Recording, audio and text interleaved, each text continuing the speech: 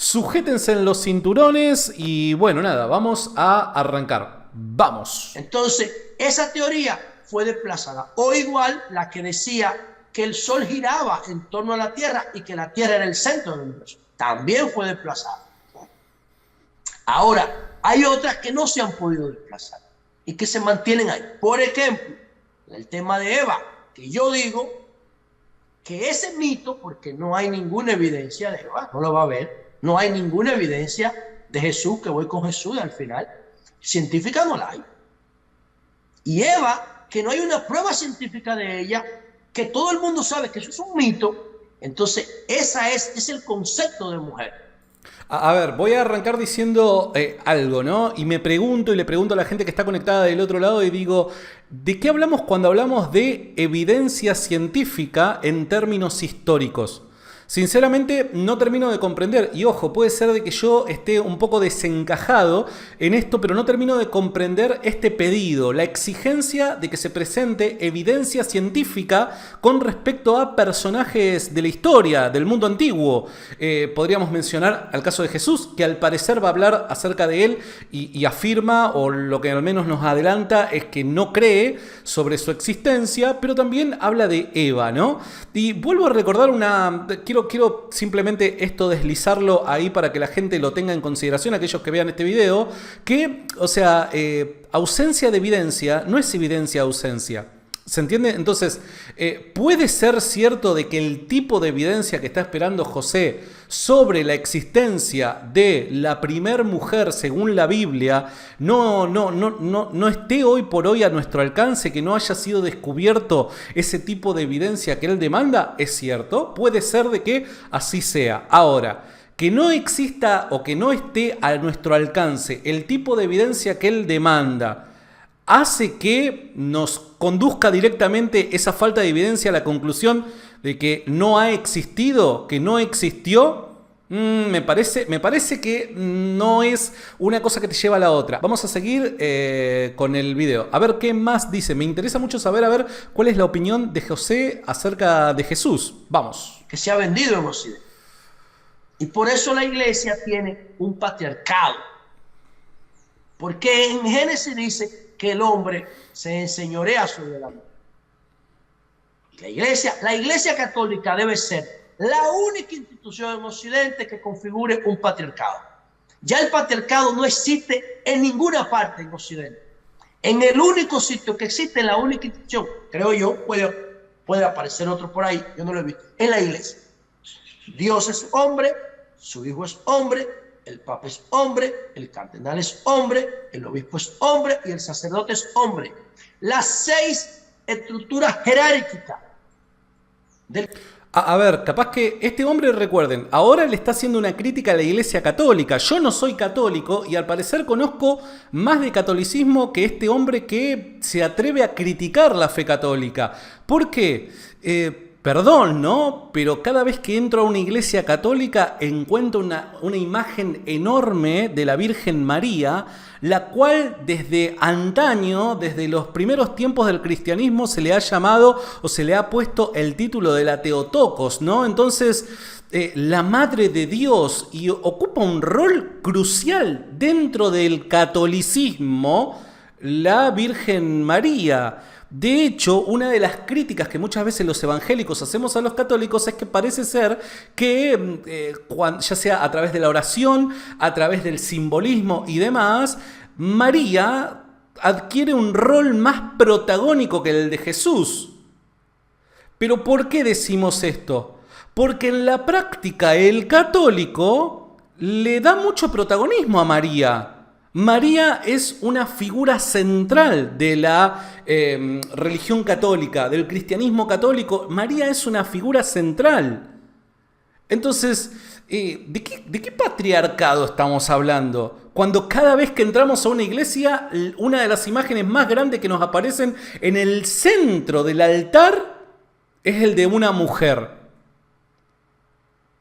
¿A qué otra persona, aparte de Jesucristo, se le rinde tanta veneración en la Iglesia Católica si no es a una mujer? Entonces, ¿de qué patriarcado me habla este hombre? Vuelvo a repetir, está haciendo una referencia al catolicismo. Por eso estoy respondiendo como entiendo de que cualquier católico podría llegar a responder. Ahora, por otro lado, afirma de que Dios el Padre es hombre. Bueno, aparte de no tener en cuenta esto sobre María, parece que, y es muy común esto en los críticos del cristianismo, ¿no? Que no se empapan de aquello que desean criticar. Parece ser que la fuente de estas personas, las fuentes que utilizan estas personas son memes en internet. Porque ¿quién con al menos un poco, al menos que esté formado un poco en teología, al menos con un poco de formación teológica, quién afirmaría de que Dios el Padre es un hombre, género masculino? Ni siquiera estoy hablando de naturaleza humana. Obviamente que Dios el Padre no posee naturaleza humana, pero Dios el Padre no es género masculino en esencia. Dios no es ni masculino ni femenino. Dios es espíritu.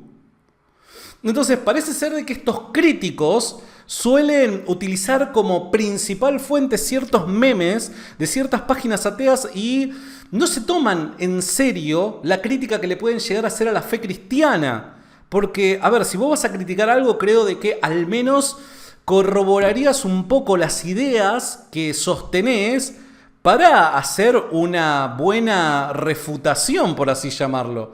Pero cuando afirman este tipo de cosas me parece, bueno, un poco lamentable, ¿no? Bueno, vamos a continuar. El cristianismo son hombres. Eso se llama patriarcado. Ahí la mujer no puede hacer nada, solo servir. Y mientras nosotros tengamos ese patrón cultural, olvídense, mañana pueden modificar. Ok, le comunico a José de la Luz que en el cristianismo servir no es algo malo como tal y como lo vemos en el mundo, ¿no? El que sirve es el menor, ¿no? En el mundo ocurre eso. El que sirve es aquel menospreciado, es aquel que es un cero a la izquierda. Jesús vino a enseñar todo lo contrario. Dijo de que Él vino a servir y no a ser servido. Jesús le enseñó a la iglesia a servir al prójimo. Por ende, si Él cree de que a la mujer en el cristianismo se la utiliza para servir, no creo que ninguna mujer cristiana se vea ofendida con esto, porque es más, los que nos veríamos ofendidos seríamos nosotros los hombres, porque diríamos, che, José, te estás olvidando de nosotros. Ojo, el galardón no es solamente para la mujer, según la cosmovisión cristiana. El galardón es para el que sirve, el galardón es para aquel que no se estima a sí mismo, sino que estima por sobre sí mismo a su prójimo. Entonces nosotros los hombres somos los que le decimos, che, José, te estás olvidando de nosotros los hombres, nosotros también estamos acá para servir. Porque ese es el ABC del cristianismo, eso es lo que le enseñó Jesús a sus discípulos. Entonces ninguna mujer cristiana se vería, ¿cómo decirlo?, sometida, prisionera del patriarcado y demás, porque está sirviendo. Pero por otro lado, me gustaría decirle a José que quizás no tiene conocimiento de cristianismo primitivo, que ya desde las páginas del Nuevo Testamento encontramos mujeres que eran líderes dentro de la iglesia.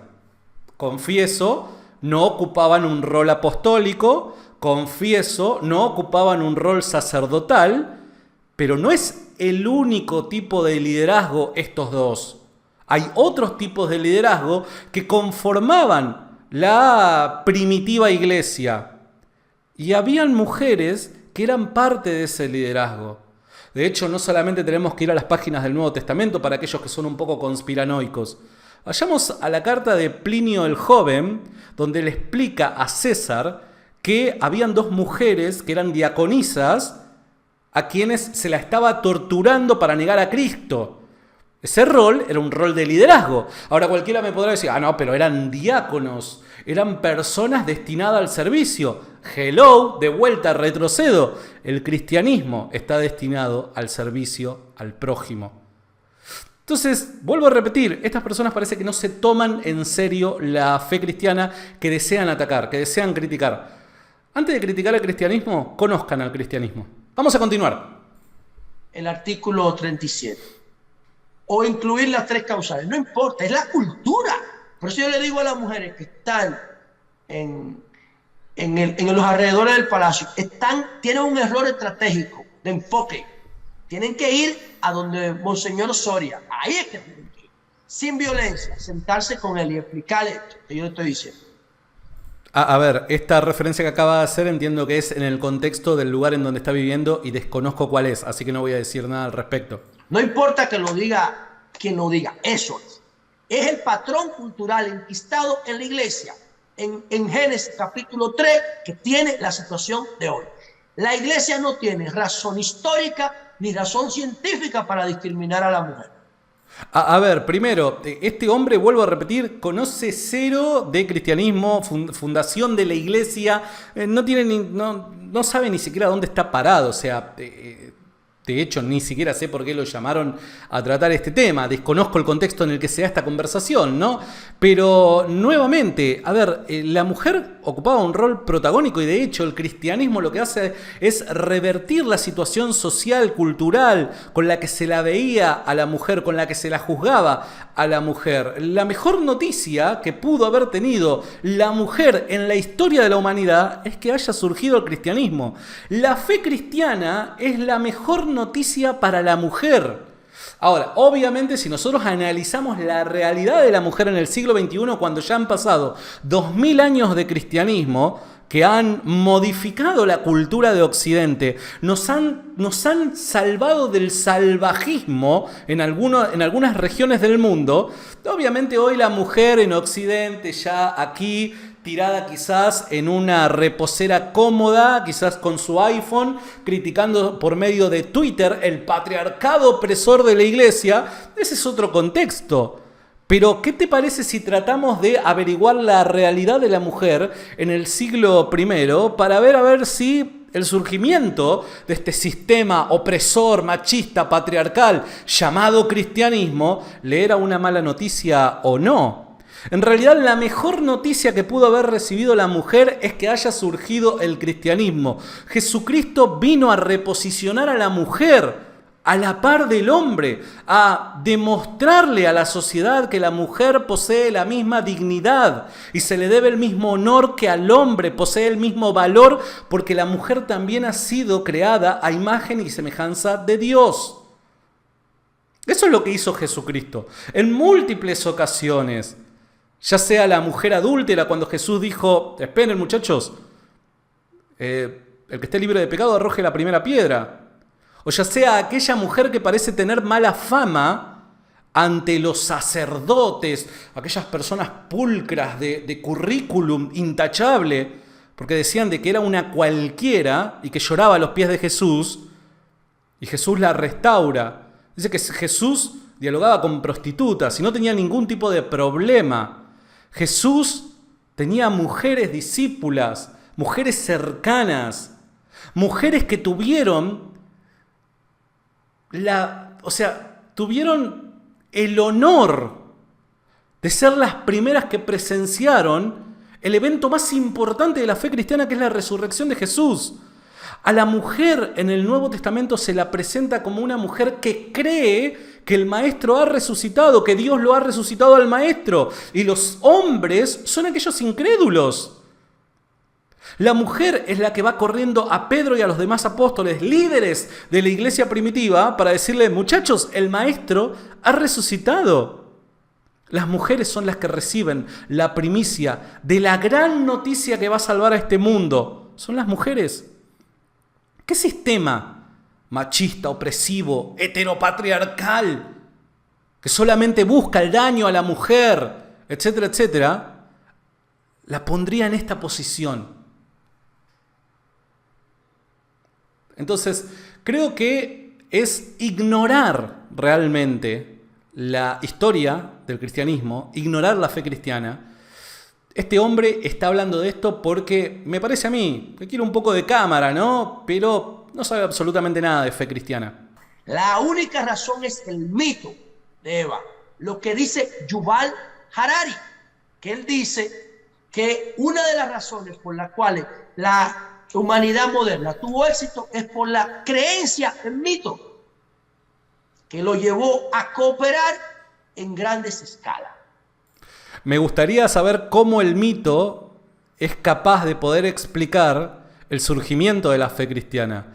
¿Cómo la fuerza del mito va a ser capaz de que un grupo minúsculo de personas perseguidas tanto por judíos como por griegos a mediados del siglo I sean capaces de poder poner patas para arriba el mundo? Un grupo de 12 personas y algunas mujeres fueron capaces, según José, por medio de la fuerza del mito, de convencerse de una historia ficticia, de tal manera que sufrieron durante toda su vida por causa de ese testimonio y murieron de las formas más crueles y sangrientas. ¿Qué hizo capaz eso? ¿Qué hizo capaz que estas personas que sufrieron durante toda su vida y murieron de la forma más cruel posible, que pusieran patas para arriba al mundo, que cambiaran la cultura de toda una gran región del mundo conocido en aquel entonces? ¿Es en serio que lo vamos a explicar por medio de la fuerza del mito? Me parece un poco de sentido común nos haría bien a la hora de reflexionar sobre el origen de la fe cristiana. Eso es. La creencia por encima de cualquier cosa, porque la creencia, como decía ahorita, viene primero que la verdad. La verdad es producto del desarrollo de las sociedades. Pero la creencia hay que buscarla para resolver problemas inmediatos. Imagínense en una cueva hace 10 años. A ver, primero viene la verdad, luego viene la creencia. O sea, cuando creemos algo que es verdadero, necesitamos que la verdad sea antes que la creencia, porque creemos algo que es verdadero. De hecho, nosotros los cristianos decimos de que el surgimiento de la fe cristiana se debe a un evento histórico, el evento de la resurrección.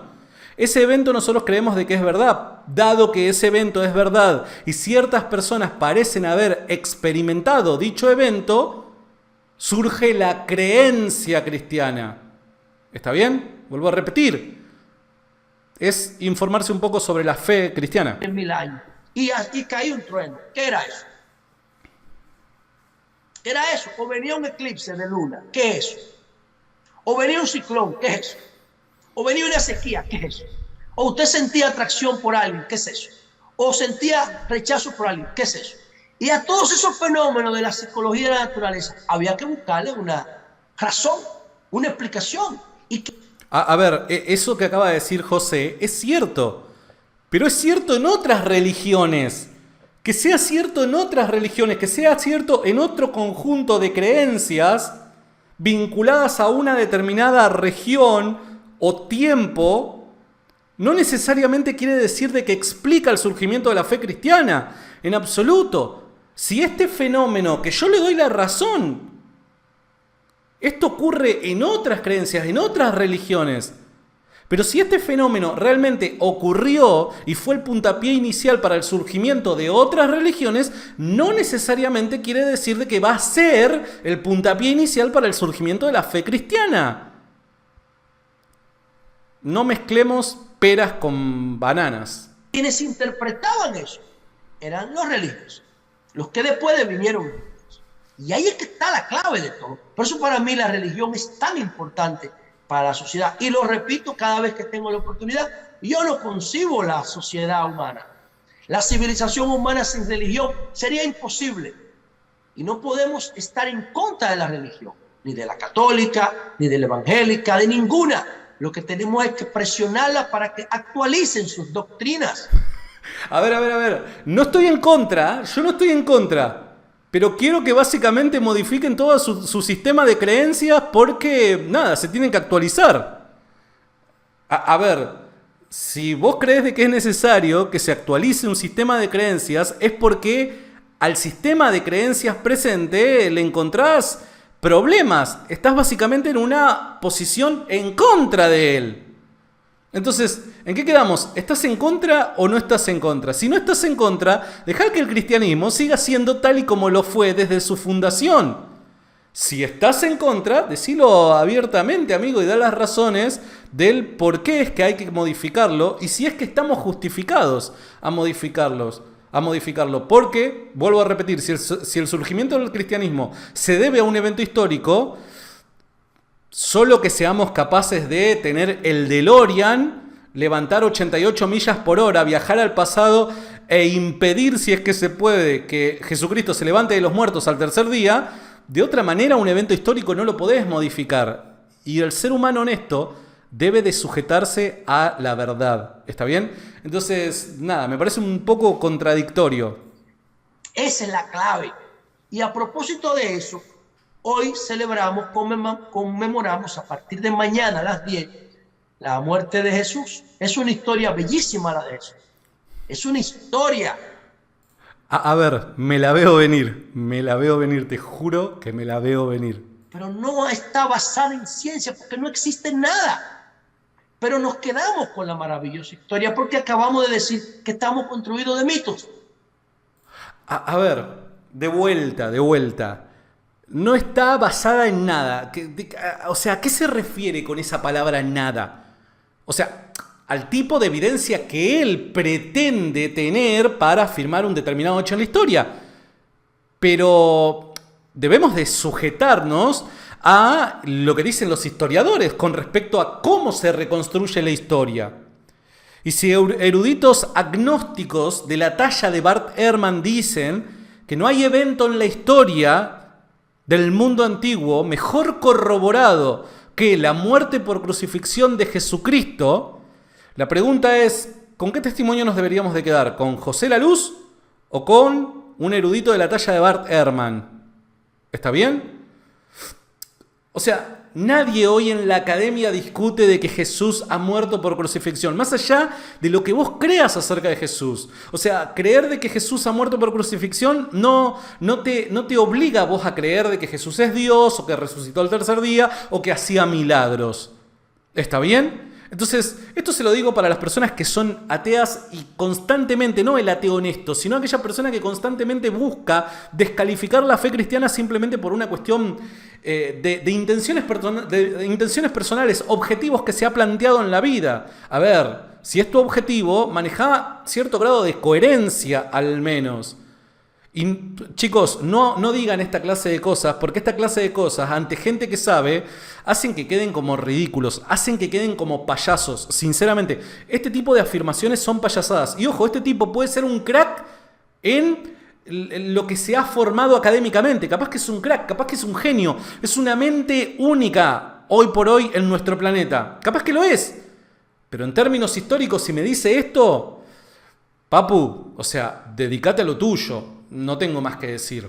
Ojo, lo que yo estoy haciendo no es falacia de autoridad, porque yo podría desarrollar una serie de razones por las que es lo obvio creer de que Jesús ha muerto por crucifixión. Yo podría desarrollar una serie de razones, ¿está bien? Obviamente, todos aquellos que quieran saber el por qué, hay videos acá en YouTube que pueden buscar para conseguir esa explicación. No me voy a detener acá en dar cada una de las razones porque ya lo he hecho antes, ¿está bien? Simplemente para avanzar con el video y no estancarnos acá y no hacerlo aburrido. Y es una historia maravillosa, que yo creo que la Iglesia Católica, cuando se asocia con el cristianismo en el año, son dos fechas fundamentales. El año 325, concilio de Nicea, Constantino, y entonces después el año 380, en la época de Teodosio, el decreto de Teodosio. 50 años después es que ya oficializa la Iglesia Católica como religión oficial del imperio. Que oigan lo que pasa. El cristianismo pasa de ser perseguido en el 380 a perseguir. De ser perseguido por los romanos a perseguir en el nombre de Roma a las otras manifestaciones religiosas. A ver, deberíamos no me voy a meter en un tema de historia de la iglesia, porque estaríamos mucho tiempo acá, pero bueno, a ver, Les doy un ejemplo, chicos. Los musulmanes no eran pobres personas que simplemente tenían un grupo de creencias, un conjunto de creencias diferentes que vivían en armonía ellos, ahí como comunidades aisladas y que no le hacían mal a nadie. ¿Está bien? O sea, nada. Me parece que con eso ya es lo suficiente que puedo llegar a decir al respecto de lo que está mencionando. ¿Está bien? Pero más allá de todo esto, más allá de la historia de la iglesia, que vuelvo a ver, yo soy el primero que digo, che, la verdad que la historia de la iglesia tiene muchas cosas en las que favoreció a la sociedad y hay algunas otras que lamentablemente son parte de la historia negra, podríamos llegar a decir, ¿no? Porque creo de que se han cometido muchos errores con el pasar del tiempo. Ahora, la pregunta es, la historia de la iglesia y sus posibles errores, ¿está bien? Sus posibles errores. ¿De qué manera demuestran de que la creencia cristiana es falsa o está fundamentada en mito? ¿De qué manera? O sea, no tiene que ver una cosa con la otra, ¿está bien? Yo podría decir, bueno, José, vos sos ateo. Entonces, a ver, yo te vinculo de cierta manera y considero de que tu creencia es falsa porque los gobiernos comunistas han sido quienes más han atropellado con la vida y dignidad del ser humano. Jamás diría cosa por el estilo. Yo no diría que tu creencia es falsa por lo que hicieron ciertos grupos de personas cuando estuvieron en el poder. ¿Se entiende? Una cosa no tiene que ver con la otra. Pero bueno, creo que esto es evidente. Pero me quería tomar un minuto para comentarlo, por si hay algún despistado. Entonces, la iglesia no puede seguir atada a una institucionalidad que no respeta los derechos de la mujer. ¿De qué manera no los respeta? No entiendo eso. Vuelvo a repetir, capaz que no entiendo el contexto, capaz que están hablando del aborto. ¿Derecho de qué? ¿De matar a otro ser humano? O sea, la iglesia obviamente que va a estar en contra de ello porque defiende el valor de la vida. Por eso está en contra. No por dogmas y misticismo, sino porque la iglesia afirma de que la vida humana posee valor. Si desde el momento de la fecundación hay un nuevo individuo de la especie humana, dicho individuo, más allá de la etapa de gestación en la que se encuentre en el vientre materno, posee el mismo valor que cualquier otro individuo en otra etapa de su vida. Entonces, la iglesia no defiende la vida del niño por nacer, si es que están hablando de aborto, no defiende esto por dogma, por misticismo, por oscurantismo, por tratar de someter a la mujer y no permitirle vivir en libertad y poder alcanzar sus sueños. En absoluto. Es evidente esto que estoy planteando. Nada. Y repito, no encuentro ninguna razón histórica ni científica para que la iglesia discrimine a la mujer. Y ese es el centro del debate. A ver, ¿de qué forma de vuelta la iglesia discrimina a la mujer? No lo entiendo todavía. Ahí es que hay que dirigir el debate. Todos los sectores progresistas de la República Dominicana, lo que tenemos que hacer es sentarnos con la iglesia para hacerle ver que no hay necesidad. Incluso a la iglesia le conviene ser aliada de la mujer. La iglesia es aliada de la mujer, papu. Lee un poco de historia, amigo. Lee historia, amigo. Los libros no muerden. O sea, nada, asesorate un poquito, llamate a algún amigo de que al menos tenga una noción básica de historia del cristianismo y la relación del cristianismo con la mujer. Ahí te vas a dar cuenta. Porque iglesia y mujer tienen objetivos comunes, muchísimos objetivos comunes.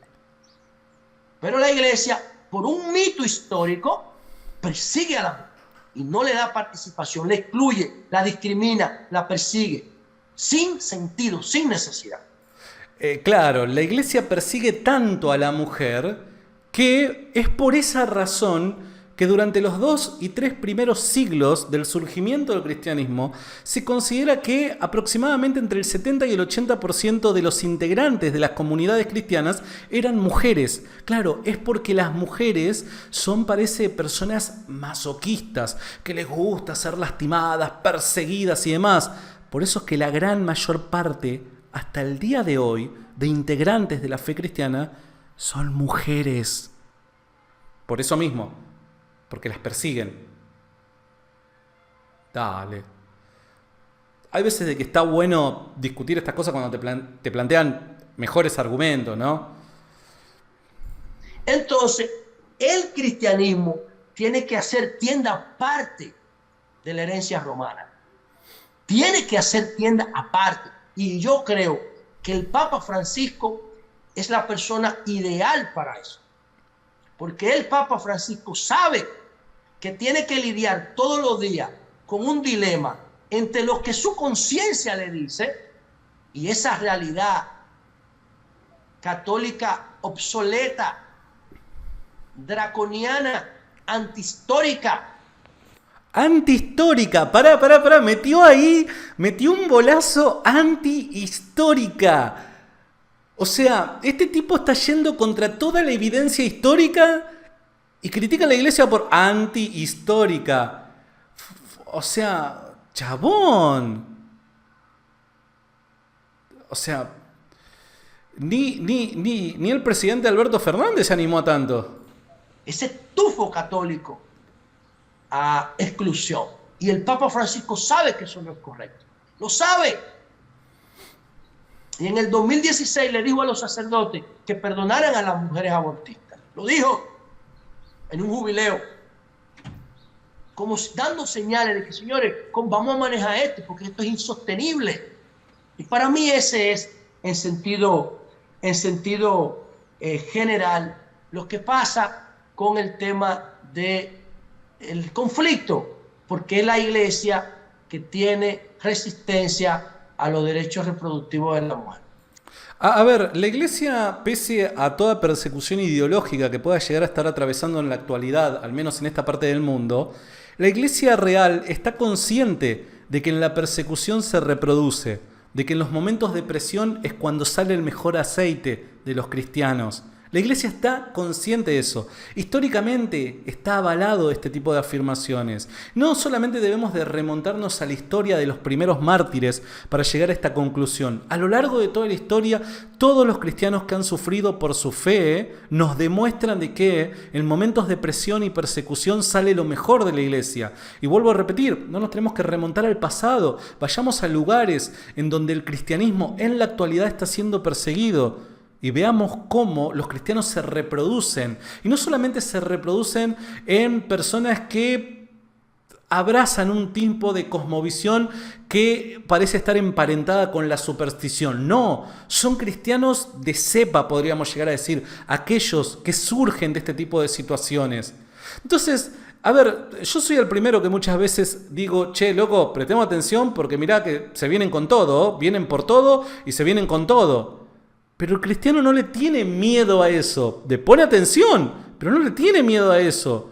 Porque, a ver, si hemos sobrevivido al pasado, si nuestros antepasados cuando tenían el escenario 100 veces peor que el que lo tenemos ahora, hicieron que el mundo se llenara de cristianismo, que la fe cristiana convirtiera culturas, regiones y demás, cuando el escenario de ellos era mucho peor porque no existía tal cosa como el derecho humano, no existía tal cosa como la libertad de expresión, la libertad religiosa que gozamos nosotros al menos en Occidente. Y mismo así, siendo grupos mínimos, muy pero muy pequeños, ellos sí eran minorías, y mismo así se multiplicaron, y se multiplicaron en buena cepa, y consiguieron lo que hoy es Occidente. Estamos atravesando por una crisis cultural, no lo niego. Dentro del cristianismo estamos atravesando por una crisis, no lo niego. Pero esto no es el fin del cristianismo, ¿eh? En absoluto. En absoluto esto es el fin del cristianismo. Y ningún cristiano que tenga conocimiento bíblico e histórico va a llegar a cruzarse por la cabeza la idea de que, che, tengo miedo porque nada, no nos queda otra más que retroceder. En absoluto, el cristiano se vuelve más fuerte en los peores momentos. De hecho, escuché una vez a alguien que decía al pasar, hay veces de que una vuelta de horno nos permite a nosotros de vuelta volver a encender el corazón y la pasión de la fe, porque vivir tan cómodamente hay veces que te adormece espiritualmente. Así que cuando vienen estos sacudones ideológicos que parecen cerrarnos todas las puertas, el cristiano no necesita puertas abiertas de este mundo. Observa para arriba y sabe que el que le estrecha la mano de arriba es el que lo va a ayudar, lo va a socorrer, lo va a proteger, lo va a mantener fuerte en el momento de dificultad. Entonces, vuelvo a repetir, pese a que esto parece un discurso de una persona de fe, remontémonos a los datos: historia, actualidad y Biblia. Nada más que eso. Fue la iglesia que puso el artículo 37 en la Constitución. Fue la iglesia que lo puso. La República Dominicana tenía que llevarse de los razonamientos de Naciones Unidas para definir la vida en la Constitución. Pero no lo hizo, cogió para la iglesia. ¿Por qué? Porque todos los políticos dominicanos, al final, les sale el instinto del conservadurismo. Pero no es la iglesia la que dice que desde el momento de la concepción existe vida humana. Es la ciencia. Sí, José, vos que estás demandando evidencia científica desde el inicio del video, es la ciencia la que dice que desde el momento de la fecundación existe vida humana. No es ningún dogma, no es un salmo, no es el Génesis, no es el mito del cristianismo, es la ciencia.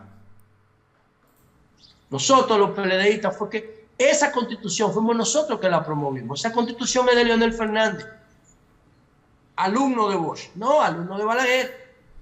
Bosch no hubiera puesto esa constitución, Bosch no hubiese puesto eso ahí, seguro que no, porque Bosch hubiese dicho: ¿qué dice las Naciones Unidas?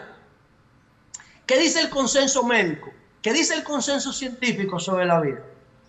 Ok, 9 semanas, 12 semanas, a partir de las 12 semanas, 22 semanas, a partir de las 22 semanas. Me gustaría saber, ¿de dónde saca esto de las 12 semanas? Sinceramente, me gustaría saberlo. No me hable de cigoto, que eso no es verdad. Incluso el cerebro del chimpancé y del humano hasta la semana 33 es igual. ¿Y? Es lo mismo. Es a partir de la semana 33 que el cerebro humano empieza a dar manifestaciones de diferenciación. O sea que hasta la semana 33 la mujer que ha quedado embarazada no sabe si le va a salir un mono o si le va a salir un niño en el momento que dé a luz. José Laluz parece que desconoce. Vamos a darle la noticia, José. O sea, antes de la semana 33 vos te podés enterar qué es lo que tiene el vientre materno. No te vas a encontrar con la sorpresa de que, mira, era un ser humano. Y mirá que estaba la posibilidad hasta la semana 33 de que sea un mono. Dale. En todo el efecto. Entonces, el sentido general es eso. Es con la iglesia que tenemos que sentarnos. Y yo creo que la Semana Santa es un periodo extraordinario para reflexionar sobre estos temas. Quedémonos con el ejemplo de Jesucristo. Pero con el ejemplo de Jesucristo, el que vamos a ver en la pasión de Cristo. Ahora, todos los años yo la veo. Lo veo todos los años y le encuentro cosas nuevas y chulísimas. ¿Qué hubiese dicho Jesús? Vamos a ponernos en este caso para cerrar. No sabemos muy bien qué es lo que hubiese dicho Jesús, dado que vos creés que es un mito. ¿Se entiende? O sea, nunca podríamos ni siquiera plantearnos el qué es lo que hubiera dicho Mickey Mouse. Y no sé, es un personaje de ficción, ¿se entiende? ¿Qué es lo que hubiera dicho, en este caso, qué es lo que hubiera hecho el doctor Emmett Brown en esta situación? Y no lo sé, es un personaje de ficción. ¿Qué es lo que hubiera hecho Ron y Hermione en esta situación? No lo sé, es un personaje de ficción. No podemos ni siquiera plantearnos eso. Si vos primero postulás de que Jesús es un mito, ¿cómo vas a hacer semejante pregunta, José? Dale. ¿Qué hubiese dicho Jesús de las 3 causales? Si las mujeres van y le plantean a Jesucristo: arrepiéntete, le hubiera dicho Jesús. Arrepiéntete, vete y no intentes pecar más. Eso es lo que le hubiera dicho Jesús. Vuelvo a repetir. ¿Por qué? Porque, primero, sabemos hoy de que desde el momento de la fecundación existe un individuo de la especie humana. Dicho individuo de la especie humana, dentro de la cosmovisión cristiana, posee valor, dado que el individuo de la especie humana es creación a imagen y semejanza de Dios. Jesús defendía esta idea. Por ende, Jesús no hubiese nunca, jamás permitido de que se atente de manera arbitraria contra la vida de una víctima como la es el niño por nacer, en absoluto. De hecho, José, la ley de Cristo, la que defienden los cristianos, es ama a tu prójimo como a ti mismo y ama al Señor tu Dios con todo tu corazón, con toda tu alma y con toda tu mente. Pero cuando hablamos de prójimo, estamos hablando de el individuo, de la especie humana, más allá de la etapa de vida en la que se encuentre o más allá del lugar en donde se encuentre, si es que se encuentra fuera del vientre o dentro del vientre.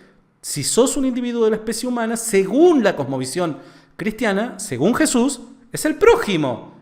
Y Jesús nos mandó a amar al prójimo.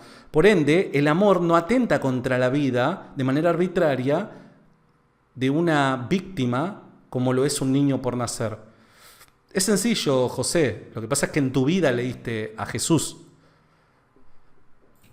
Señor, nosotros queremos que se reconozcan nuestros derechos reproductivos. ¿Qué hubiese dicho Jesús? Ese Jesús que Eury describía ahorita, a su conveniencia.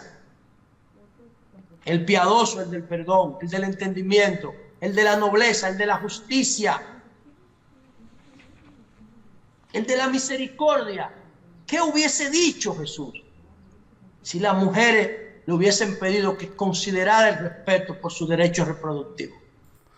Señor, te pido por favor de que me permitas matar a mi hijo, porque si yo ahora no mato a mi hijo, no voy a poder salir los sábados por las noches con mis amigas, no voy a poder crecer y pasar la etapa de juventud tal y como el mundo hoy me impone, de que debe de ser vivida la vida. Señor, si no me permitís matar a mi hijo, no voy a poder recibirme de médica, de abogada, y se va a frustrar toda mi vida.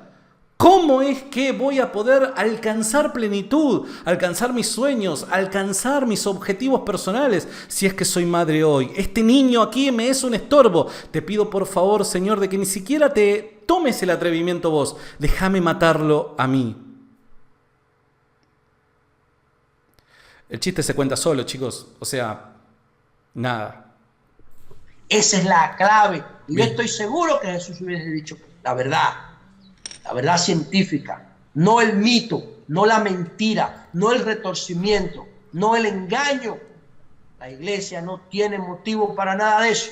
Al contrario, tiene que ver a la mujer dominicana y del mundo como su aliada fundamental en los desafíos del siglo XXI. ¡Cambio y fuera! Cambio y fuera, dijo José La Luz. Bien, nada, hemos terminado con el video de hoy. La verdad, bueno, a ver, yo sinceramente corro un riesgo grande con estas reacciones en vivo porque, nada, me dispongo a encontrarme con un argumento que obviamente me puede tomar por sorpresa y tratar de proveer una respuesta en vivo. Hay veces de que eso se puede llegar a dificultar si es que el argumento que te están planteando es novedoso, es difícil de responder y demás, ¿no? Entonces, a veces de que lo pienso dos veces y digo, che, ¿me conviene? ¿No me convendría primero ver el video antes para saber, a ver, qué es lo que, con lo que me voy a enfrentar, con lo que me voy a... Pero, a ver, háganla un poco más difícil, muchachos. O sea, nada. Y es a este tipo de personas a las que muchas otras siguen creyendo que son los profetas del siglo XXI, ¿no? Pero bueno, nada, qué sé yo, espero sinceramente que les haya gustado. Yo la verdad que la pasé bastante bien y bueno, nada, dentro de poco hacemos otra video reacción.